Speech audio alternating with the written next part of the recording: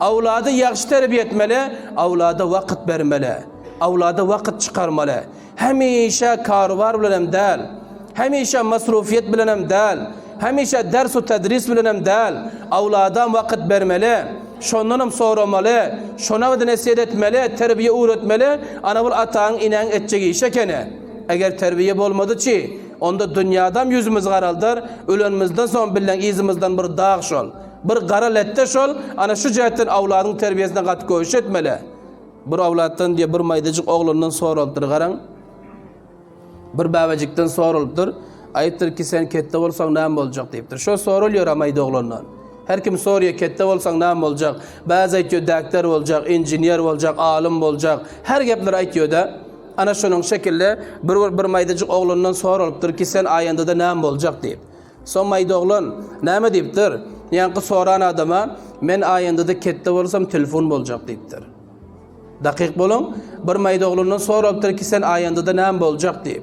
Mayda oğlun aytdır ki men ayında da telefon boljak deyipdir. Acayip gap. Telefon boljak deyipti. Näme için telefon boljak deyip sorulsa, olay deyipdir ki bizlerin guzaranımızda telefona köp ardiş veriliyor deyipdir. Mayda oğlun öz azizlerim. Mayda oğlun öze. Bizlerin guzaranımızda telefona köp ardiş veriliyor. İzzet veriliyor, hürmet veriliyor.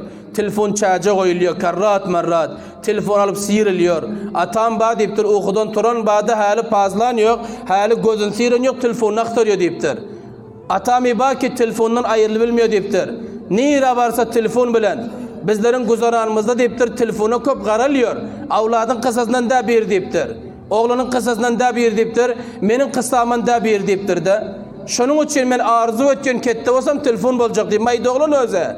Bizlerin guzaranımızda deyiptir. İnem görsen telefon bilen ağla oti. Atam görsen telefon bilen gepleş oti. Birin görsen telefon bilen gülü otir. Ana şu cihetten men ayında da telefon boljak. Ta ki menin bilen bular bile gepleşsin. Menin bilen gurrun etsin. Menin bilen ağlaşsın. Menin bilen gülüşsün. Ana şunun için men telefon boljak. Ama şüpheli olsa bana hiç kim qaran yok deyiptir. Men kısamın hiç kim değil deyiptir. Bana bir gep atmıyor. Bana bir muhabbet etmiyor. Bana geldin mi gittin mi bir soramıyor. Ana şu cihetten men ayında da telefon boljak deyip şu cevap verin azizlerim. Yine bizlerin avlatlarımız şunyan bolmasın. Uyda bardın, azrak işten geldin, vakit taptın, telefon açıyorsun. Azrak sen vakit taptın, fauran televizyonun remote'unu alıp onu çalan ediyorsun. Azrak vakit taptın, sen telefonu elin alıp onu oyna otuysan. Avladın biçara avalaha ata gelir deyip şöyle diyor otuyte. Akşam ata geldi, atıdan mindi yine telefonu sıyıp alıp telefonu oyna otursa. Avlat ne terbiyelsin azizlerim.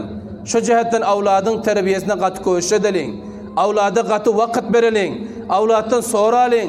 Avlada hürmet koyalım. Ana avladımız bir sağlam, terbiyeli, ahlaklı oluyor. Eğer bu işi etmedik, onda avladımız beyray oluyor. Atadan bezar oluyor, ineden bezar oluyor. Üye vardı ata avladın kıssasından değil. Bir an üç büyürseden bu da soğup ya eline çivi kalıp büyürüyor. İne ko biye duşol dene. İneler ko avladı ağlarsa asab harap oluyor. İnedem şunyan terbiyette. Avlad koça çıktı şöyle, üyden bezar oldu.